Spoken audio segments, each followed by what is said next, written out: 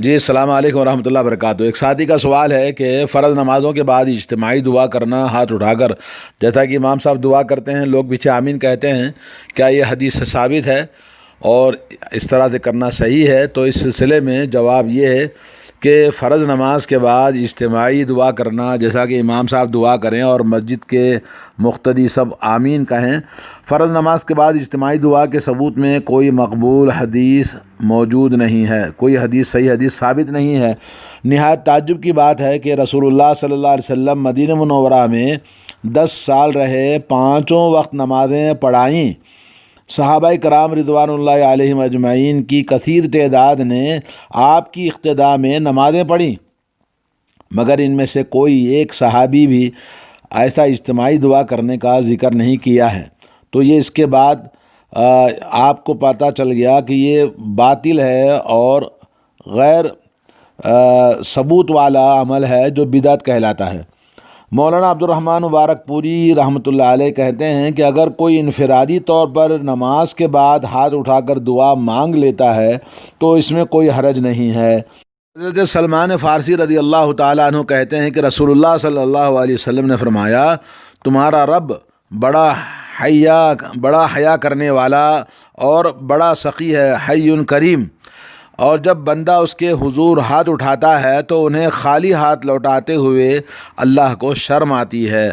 سنن ابن ماجہ کی حدیث ہے کہ جس میں دعا میں ہاتھ اٹھا کر مانگنا، تو آدمی کبھی بھی ہاتھ اٹھا کے اللہ سے دعا مانگے، لیکن اجتماعی دعا کرنے کا کوئی اس میں ذکر نہیں ہے۔ علامہ ابن تیمیہ رحمۃ اللہ علیہ، ابن قیم رحمۃ اللہ علیہ، ابن حجر اور بہت سارے علماء کرام نے فرض نماز کے بعد مروجہ اجتماعی دعا کرنے کا انکار کیا ہے اور اسے بدعت کہا ہے۔ بہت سارے علماء نے۔ رسول اللہ صلی اللہ علیہ وسلم نے فرمایا، ان قریب میری امت میں ایسے لوگ پیدا ہوں گے جو پانی کے استعمال میں اور دعا کرنے میں حد سے تجاوز کریں گے۔ سنن ابو داؤد کی حدیث ہے اور ابن ماجہ اور حاکم نے اس کو روایت کیا، اور امام حاکم کی روایت میں علامہ ذہبی نے کہا کہ صحیح ہے۔ تو معلوم یہ ہوا کہ دعا میں زبردستی، جیسا کہ مذہب حنفی کے اندر لوگ زبردستی کرتے ہیں دعا کرنے کو، اور امام مجبور کرتے ہیں کہ دعا کرے، اور اجتماعی دعا کی دلیل میں بیان کی جانے والی تمام روایات ضعیف ہیں، اور آئیے اس کی بھی ہم تھوڑا تفصیل کے ساتھ دیکھتے ہیں۔ نمبر 1، حضرت انس رضی اللہ تعالیٰ عنہ سے روایت ہے کہ جو بندہ ہر نماز کے بعد اپنے دونوں ہاتھ پھیلا کر دعا کرے، اللہ تعالیٰ اس کے ہاتھوں کو نامراد نہیں لوٹاتے۔ ابن السنی کی روایت ہے، اس کی سند میں اسحاق ابن خالد ہے جو منکر احادیث روایت کرتے ہیں، یعنی دوسرا ہے کہ اس میں امام احمد ابن حنبل رحمۃ اللہ علیہ فرماتے ہیں کہ اس کے ایک اور راوی عبدالعزیز ابن عبد الرحمن خصیف سے بیان کردہ روایات جھوٹی اور من گھڑت ہوتی ہیں۔ نمبر 3، خصیف کا انس رضی اللہ تعالیٰ عنہ سے حدیث سننا ثابت نہیں ہے۔ نمبر 4، علاوہ ازیں اس روایت میں اجتماعی دعا کا کوئی ذکر نہیں ہے۔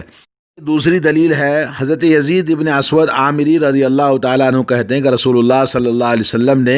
نماز فجر کا سلام پھیرا اور دونوں ہاتھ اٹھا کر دعا مانگی۔ فتاوی نظیریہ کے اندر لکھا ہوا ہے۔ اس حدیث کی سند حسن ہے، مگر مولانا عبید اللہ رحمانی لکھتے ہیں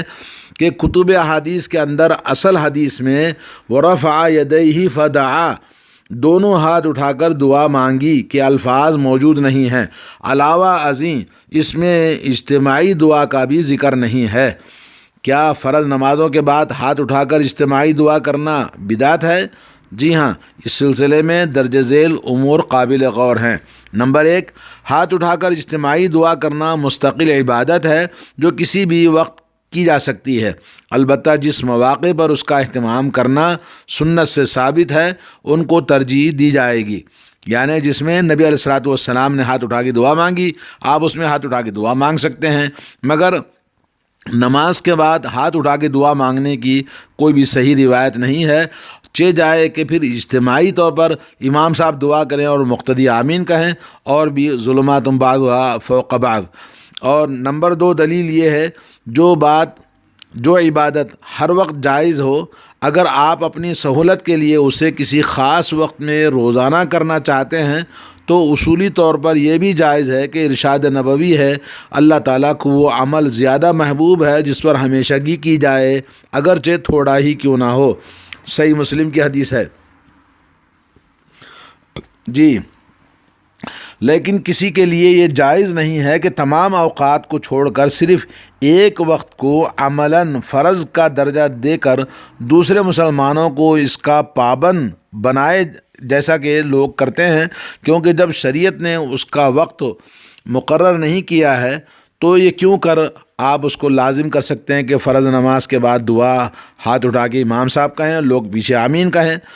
مثلاً اگر مختلف افراد روزانہ مختلف اوقات میں قرآن پاک کی مختلف صورتیں پڑھتے ہیں تو یہ جائز عمل ہوگا،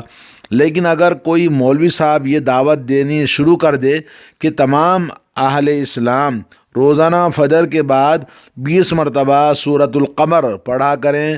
اس کا یہ ثواب ہے، اس کے حلقۂ اثر میں آنے والے مسلمان واقعتاً اس کی پابندی شروع کر دیں تو ان کا یہ عمل محتاج دلیل بن جائے گا۔ اگر شرعی دلیل میں اس کی صراحت آ جائے تو سنت ہوگا، ورنہ وہ عمل بدعت کہلائے گا۔ نمبر 3، قابل لحاظ چیز یہ ہے جو عبادت ہر وقت جائز ہو، اگر آپ اسے کسی خاص موقع پر کرنا چاہتے ہیں تو احتیاطاً یہ معلوم کر لیں کہ کہیں اس موقع کے لیے شریعت نے کوئی فرض عائد کیا ہو جی، تو پھر فرض ترک کر کے جائز کام میں لگے رہنا قطعاً جائز نہیں ہے۔ مثلاً نماز باجماعت کھڑی ہو اور جس نے یہی نماز باجماعت کے ساتھ پہلے نہیں پڑھی، اس کے لیے جائز نہیں ہے کہ وہ جماعت میں شامل ہونے کے بجائے سنتیں یا نوافل پڑھنا شروع کر دے، کوئی درود، کوئی وظیفہ، دعا یا تلاوت کرتا رہے، کیونکہ ان جائز نیکیوں کو مؤخر کرنے کی گنجائش موجود ہے، لیکن موقع کے فرض کو بلا وجہ مؤخر کرنے کا قطعاً کوئی گنجائش نہیں ہے۔ نمبر 4 یہ کہ اگر خاص موقع کے لیے شریعت نے کوئی سنت مقرر کر رکھی ہے تو پھر جائز کام کو چھوڑ کر سنت کو ترجیح دی جائے گی، اگرچہ سنت فرض نہیں، سنت پہ عمل کیا جائے تو بہت زیادہ ثواب ہے۔ اگر کسی وجہ سے کبھی سنت چھوٹ جائے تو کوئی گناہ نہیں ہے، لیکن ایسا ہمیشہ نہیں ہونا چاہیے، کیونکہ سنت چھوڑنے کے لیے نہیں ہے بلکہ اپنانے کے لیے ہوتی ہے، عمل کرنے کے لیے ہوتی ہے۔ اسے اپنانا ہی رسول اللہ صلی اللہ علیہ وسلم کی محبت کا تقاضا ہے۔ رسول اللہ صلی اللہ علیہ وسلم نے فرمایا، جس نے میری سنت کو ناپسند کیا وہ مجھ سے نہیں ہے۔ صحیح بخاری کی حدیث ہے، فمن رغب عن سنتی فلیس منی۔ اس کی مثال فرض نماز کے بعد لا الہ الا اللہ کا اجتماعی ورد ہے جی۔ اس میں کوئی شک نہیں ہے کہ لا الہ الا اللہ سب سے افضل ذکر ہے، لیکن اسے کسی بھی وقت کرنا جائز ہے، اور چونکہ فرض نماز کے بعد والا جو وقت ہوتا ہے ان اوقات میں سے ایک وقت ہے، لہذا اگر کوئی شخص کسی فرض نماز کے بعد اپنے طور پر لا الہ الا اللہ کہہ دیتا ہے تو بالکل جائز ہے، لیکن جب ہم یہ دیکھتے ہیں کہ فرض نماز کے بعد فوراً نبی کریم صلی اللہ علیہ وسلم کا معمول اور سنت کچھ اور ہے، پھر ہر فرض نماز کے بعد ہمیشہ لا الہ الا اللہ کا ورد کرنے کا مطلب یہ ہے کہ اس موقع کی سنت کو ختم کر دیا جائے، کیونکہ صرف لا الہ الا اللہ کا ورد مؤخر ہو سکتا ہے، لیکن فرض نماز کے بعد والے مسنون اذکار اور دعاؤں کو ہمیشہ مؤخر کرنا کسی بھی طرح جائز نہیں ہے۔ ویسے بھی کورس کی شکل میں بلند آواز سے لا الہ الا اللہ کے اجتماعی ورد کے پورے عہد نبوت میں کوئی مثال نہیں ملتی ہے۔ تو معلوم یہ ہوا کہ جو اجتماعی دعا جو فرض نماز کے بعد کوئی بھی شکل میں اگر لوگ کرتے ہیں تو وہ بدعت ہے، اس کا کوئی ثبوت نہیں ہے۔ نمبر 5 یہ ہے کہ یاد رکھیے کہ ہاتھ اٹھا کر اجتماعی دعا کرنا نہ تو فرض نماز کا حصہ ہے اور نہ ہی بعد والی مسنون اذکار کا حصہ ہے، اس لیے اس کا دائمی اہتمام کرنا بالکل درست نہیں ہے، کیونکہ فرض نماز ایک الگ عبادت ہے اور ہاتھ اٹھا کر اجتماعی دعا کرنا ایک الگ عبادت ہے۔ جب کسی شرعی دلیل کے بغیر دو الگ الگ عبادتوں کو ایک مخصوص ترتیب کے ساتھ ہمیشہ ایک ساتھ ادا کیا جائے تو دونوں ایک دوسرے کا حصہ معلوم ہوں، حتیٰ کہ ایک کے بغیر دوسری کو نامکمل سمجھا جانے لگے۔ نیز ایک شرعی مسئلے کی طرح لوگوں کو اس کی دعوت، ترغیب اور تعلیم دی جائے۔ جو شخص ان عبادات کو اس طریقے کے مطابق ادا نہ کرے اسے منکر اور گستاخ کے الفاظ سے نوازا جائے تو آپ راہ سنت سے بھٹک جائیں گے، کیونکہ جب مختلف عبادات کو اپنی مرضی سے یکجا کر کے ایک نیا طریقہ رائج کیا جائے تو یہ سنت نہیں بنتا، اور بلکہ یہ سراسر کھلم کھلا بدعت ہے دین کے اندر، کیونکہ اس کا اسلاف سے کوئی ثبوت اس طرح سے امام سلام پھیرنے کے بعد ہاتھ اٹھا کے دعا مانگے اور کوئی ذکر نہ کرے، لوگ پیچھے آمین کہیں اور اس کے بعد لوگ اٹھ کے چلے جائیں، ذکر کا اہتمام نہ کریں، جو کہ سنت کے بالکل خلاف ہے۔ نمبر 6، بات اصول کی ہے۔ جو کام نبی کریم صلی اللہ علیہ وسلم کی زندگی میں ضروری بھی ہو اور اسے کرنے کے لیے کوئی رکاوٹ بھی موجود نہ ہو، پھر بھی پورے عہد نبوت میں اسے کوئی نہ کرے، مگر ہم نہ صرف خود اسے ہمیشہ کریں بلکہ دوسروں کو بھی اس کی دعوت دیں، تو وہ بلا شبہ بدعت ہی کہلائے گا۔ سوال یہ ہے کہ کیا عہد نبوت میں فرض نمازوں کے بعد ہاتھ اٹھا کر اجتماعی دعا کرنے کا اہتمام کرنے میں کوئی رکاوٹ تھی؟ یقیناً نہیں تھی۔ پھر بھی اگر کسی فرض نماز کے بعد اس کا کبھی اہتمام نہیں کیا گیا تو اسے معلوم ہوا کہ اس کا اہتمام نہ کرنا سنت ہے، کیونکہ ناممکن ہے کہ ایک چیز دین میں موجود ہو اور عہد نبوت میں کر سکنے کے باوجود اسے کوئی نہ کرے، یا اسے کیا گیا ہو مگر مقبول احادیث کے وسیع ذخیرے میں وہ کسی کا کہیں ذکر موجود نہ آئے تو یقیناً وہ بدعت ہے۔ نمبر 7 یہ ہے کہ انسان فطرتاً سہولت پسند ہے، اسے مسنون دعائیں یاد کرنا اور ان پر محنت کرنا یہ عادت ڈالنے کے بجائے یہ مصروفیات کی وجہ سے مولوی صاحب سلام پھیرنے کے بعد میں بس وہ ہاتھ اٹھا کے دعا مانگی اور سارے مقتدی آمین آمین کہہ کر بھاگ جاتے ہیں، تو یہ بالکل لوگوں کو ہم نے دعاؤں کو یاد کرنے، نماز کے بعد کے اذکار کا اہتمام کرنے کے تعلیم دینے کے بجائے ہم نے ان کو کسل پسندی اور سہولت دے کر ان کو دعاؤں سے غافل بنا دیا، اور جس کی وجہ سے وہ یاد دعائیں نہیں کرتے ہیں۔ دوستو بھائیو، بہرحال یہ ہے کہ کیا کسی مسلک کے تحفظ کے لیے شرعی مسائل اور احکام کے ساتھ اس طرح کھیلنا جائز ہے؟ اور اسلام کا حکم یہ ہے کہ فرقہ واریت کو مٹایا جائے یا اسے فروغ دیا جائے؟ خلاصہ یہ ہے کہ فرض نماز کے بعد ہاتھ اٹھا کر اجتماعی دعا کرنا